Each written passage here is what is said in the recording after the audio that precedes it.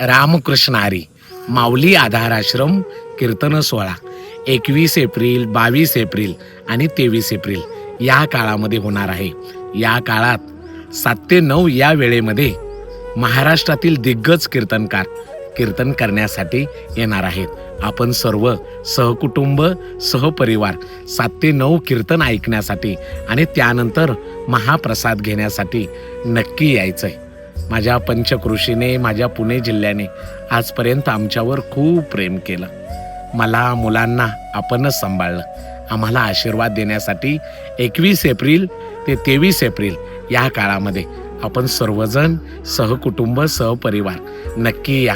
ठिकाण माऊली आधार आश्रम माळेगाव नसरापूर तालुका भोर जिल्हा पुणे. आपण नक्की या. आम्ही वाट पाहतोय.